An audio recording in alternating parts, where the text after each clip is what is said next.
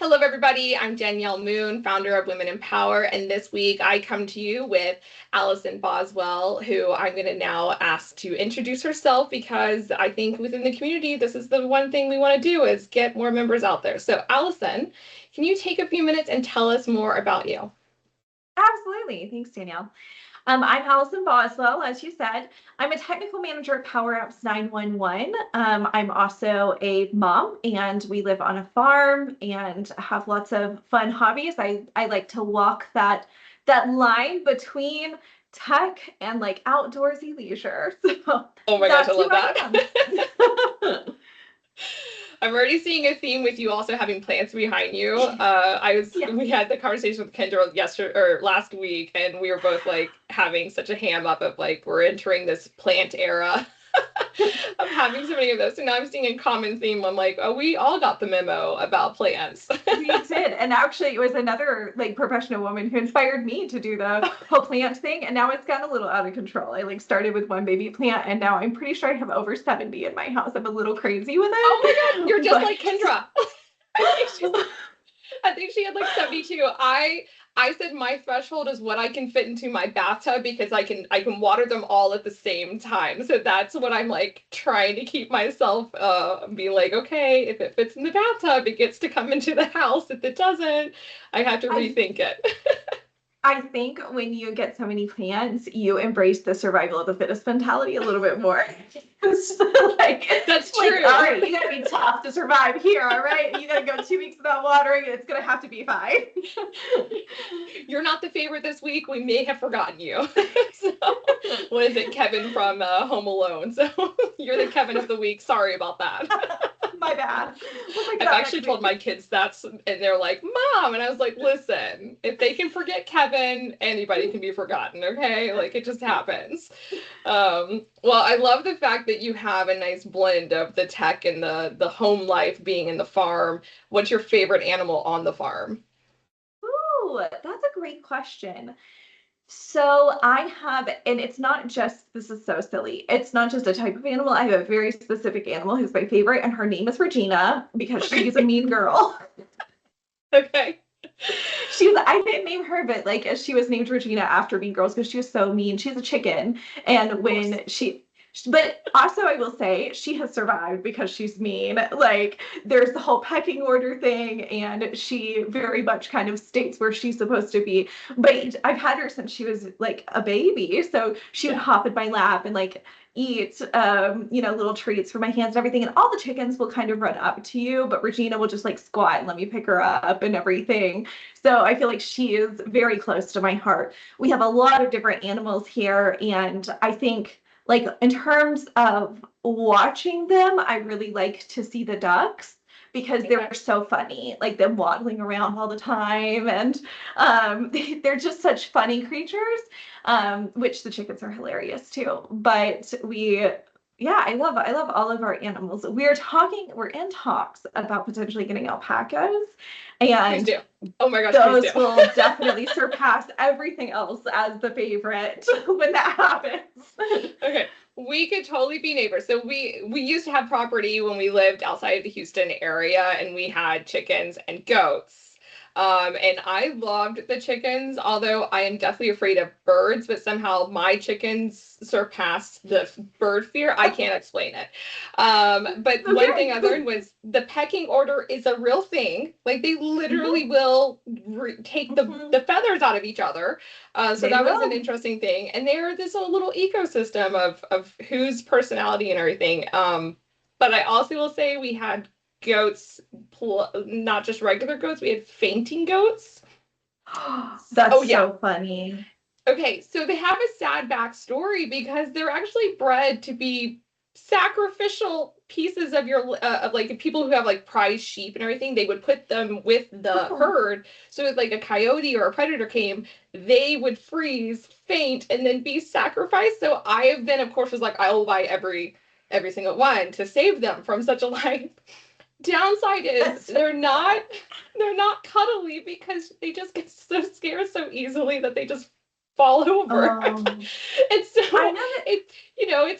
it's a sad, like I want to cuddle, I wanted to pet them, but then even just walking startled and then they would just fall over. So Yeah, I had a there's similar that. experience with bunnies. I don't think we'll ever go back to bunnies because, Mm. like, Yeah. oh, I mean, I know if you spend a ton of time with them, they like get used to you and like Hmm. invest in everything. But like, every bunny I've ever owned has still been skittish. Like, Yeah. even though felt like I put a lot of time into it. So I think that that's an animal that we've kind of firmly left behind and will Yeah. not be really investing in because I'm like, I want to interact with the animals that we own. I So know, it's like you need to be cute and cuddly and let me like pick you up. Like these for are the sure. criteria for running a farm. Oh yeah, Alpacas cute, cuddly very is way up high, there. very high on my list. If I ever get back into the country life, alpacas number one thing, 100%. Okay, well, so I'm sure everyone's like super excited about our farm talk. Enjoy. Um, so so getting into the power platform space. One thing I always love to ask, because I've now had, people from such a wide range of things. What would you say is your origin story of how you got into the space of Power Platform? Well, that's a great question. So I have like kind of themes throughout my careers. I feel like I've already had 5 careers, right? Okay, But love it. so I've worked with, it's mainly been surrounding community development. So I worked with some at-risk communities and children and mothers in like poorer counties and things like that. I went back and got my master's in economic development, hoping to kind of do Okay. more of that internationally. And then went to work for like a monitoring and evaluation company. And I think throughout all of that, I had a couple of themes of things that was interested. One was helping people. I've always loved jobs that let me help people Yep. because very much like a purpose intent Yeah. person. So I have to have purpose in order to like be engaged in what I'm doing. I don't Mhm. I I find it very difficult to just do a job to do a job. I have Yeah. to feel like what I'm doing is important to someone somewhere, right? So that's definitely one, is helping people. And the other thing is that I really like things to work well and make them work better.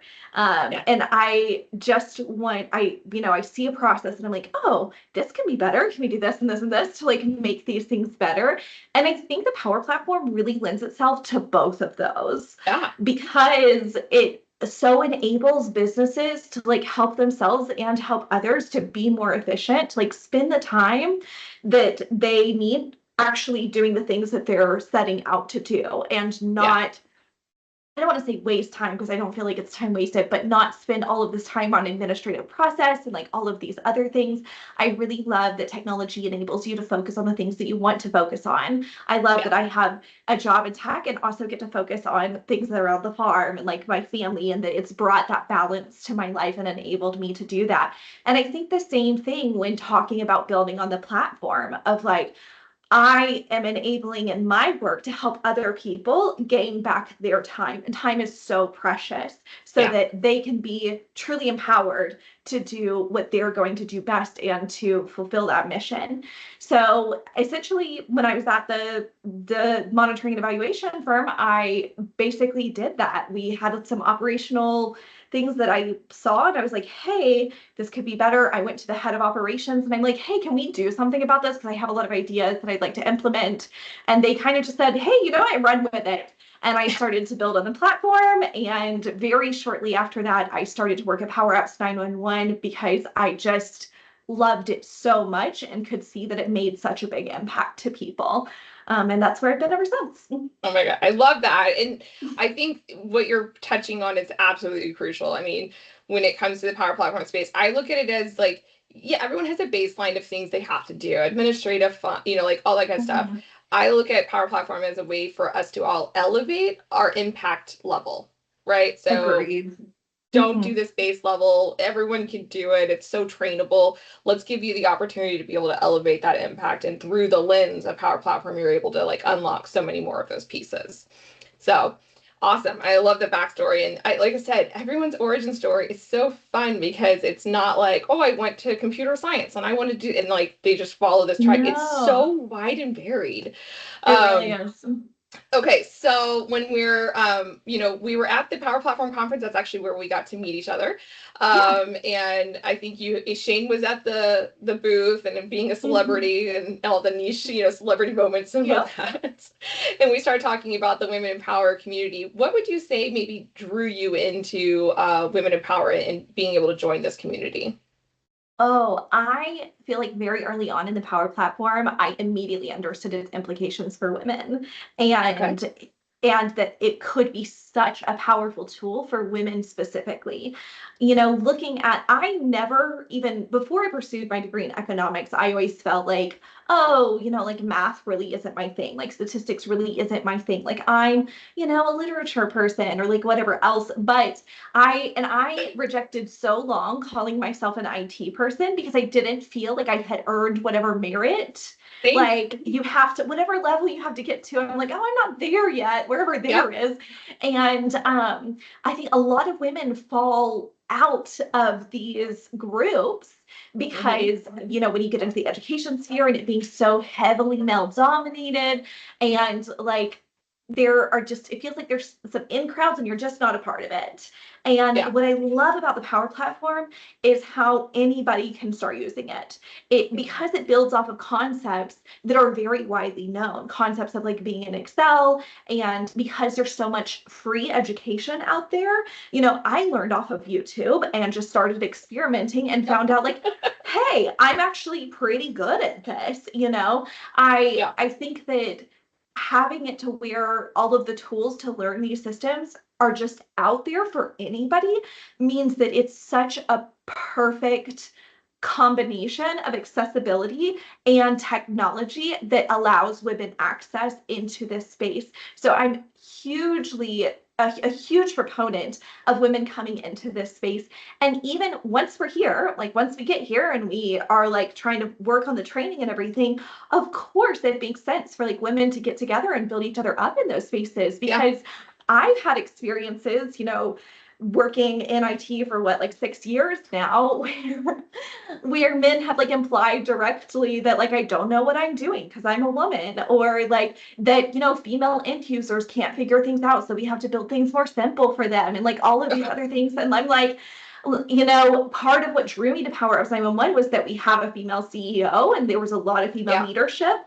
And like knowing that, like, okay, I'm going into a company where I feel that like my voice is going to be heard and that I'm going to be protected in a way from that level of discrimination. And internally, I definitely have been, but you can't block all of that externally. Yeah. Like you're Be so interfacing nice if with you had like a mute clients. button. You're like, Right. yeah. Right, exactly. So I think it's so important for all of us women to be like, hey, I'm here. I understand your Yeah. experiences and we can help build each other up because we're going to face that same risk of women seeing those and running into those things and then leaving. And that's definitely not what we want. We want everybody to be included in the space.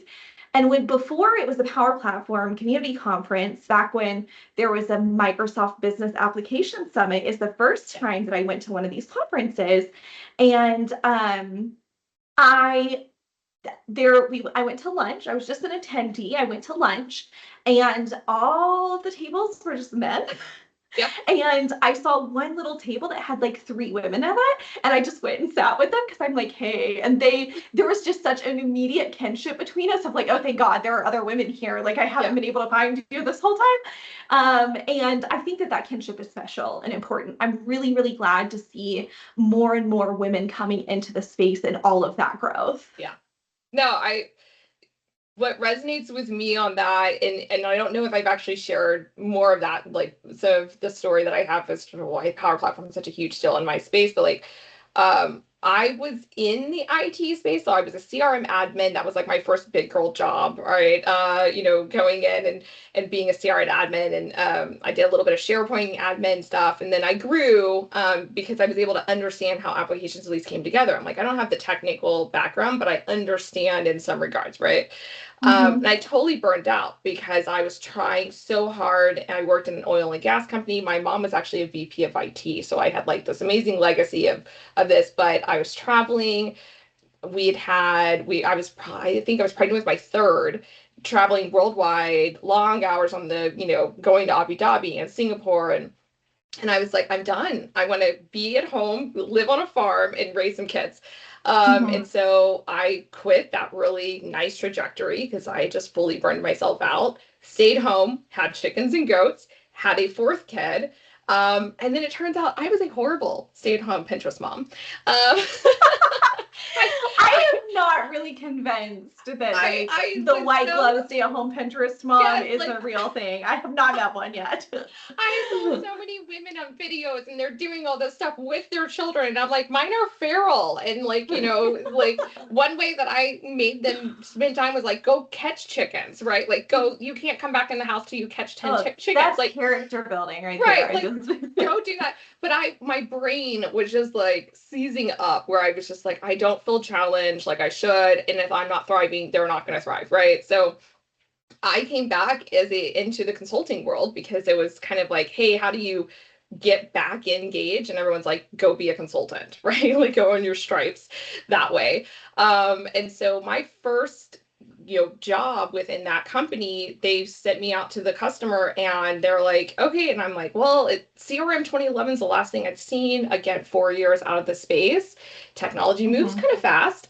And it turns out it wasn't CRM, it was Power Platform. I'm literally on my phone looking up like what is Power Platform, but here I am coming in as an expert because that's how consulting kind of works sometimes. Mhm. And I used YouTube to help me understand what in the world it is that we were trying to implement and what we're trying to build. And I went back to the hotel every night, cried, because I was so overwhelmed with the fact that I was on a male, very pro tech, pro dev Mhm. group. They're phenomenal Mhm. humans, but we were just like so misaligned.